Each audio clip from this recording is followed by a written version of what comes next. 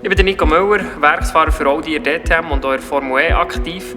Angefangen hat das Ganze im Rennsport ganz klassisch im Go-Kart. Ich durfte dort meine ersten Sporen abverdienen, bin dann mit 16 ins Rennauto umgestiegen und habe es 2014 geschafft, Werksfahrer zu werden, meinen Traum zu verwirklichen und tatsächlich von meiner Leidenschaft zu leben. Ich durfte in der DTM Erfolge feiern, das 24-Stunden-Rennen am Nürburgring gewinnen, letztens zweimal Vizemeister geworden in der DTM.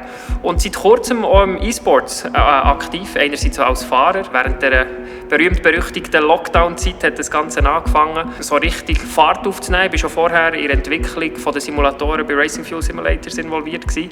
Und jetzt seit kurzem auch als Teambesitzer von Nienco, ein E-Sports-Team, das ich gegründet habe dieses Jahr, aktiv. Ich hocke hier in einem Racing Fuel Simulator, einerseits eben, weil ich von Anfang an in ihrer Entwicklung involviert sein und ich so ein Gerät daheim habe, zum Trainieren für meine Rennen, die auf mich warten in der DTM oder in der Formel E oder auch im GT-Sport in der Langstrecke. Ich kann hier, sei es in Spa, sei es in Monza, sei es in Bathurst oder in Daytona, überall auf dieser Welt sozusagen virtuell unterwegs sein und an meinen Fähigkeiten feilen, neue Rennstrecken kennenlernen, in Rhythmus kommen, sogar gewisse Setups ausprobieren, auf meinem R8 LMS zum Beispiel.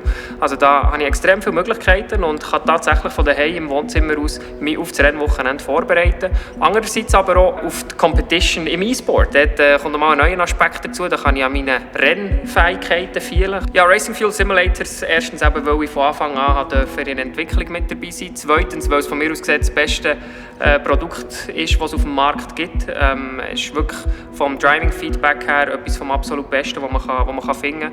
Auf einem statischen Simulator, wie er ja hier grösstenteils ist das Lenkfeedback extrem wichtig, dass man wirklich ein Gefühl hat für das Auto, dass man merkt, wo ist der Grip, wann habe ich auf der Vorderachse das Griplimit erreicht, wann pushe ich das Auto ins Untersteuern oder wann wird die Hinterachse leicht und ich bekomme leicht zu übersteuern.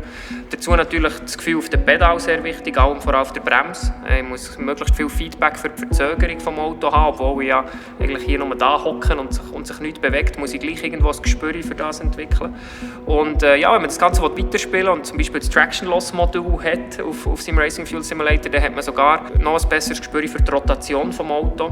Ja, Racing Fuel Simulators ist wirklich von A bis Z personalisierbar, also sei es vom Design, natürlich auf den ersten Blick schon mal wunderschön anzuschauen. Es wertet das Wohnzimmer daheim tatsächlich sogar auf und man kann in den Farben haben, die man will. Man kann wirklich von A bis Z bestimmen, wie der Simulator soll daherkommen. Man kann das Lenkrad genau so designen, wie man gerne hat. Da gibt es wirklich nichts Besseres und ich bin da sehr, sehr dankbar, auf einem von diesen Geräten zu trainieren, online gegen andere Rennen zu fahren und mich für die Herausforderungen, die da auf mich warten, vorbereiten.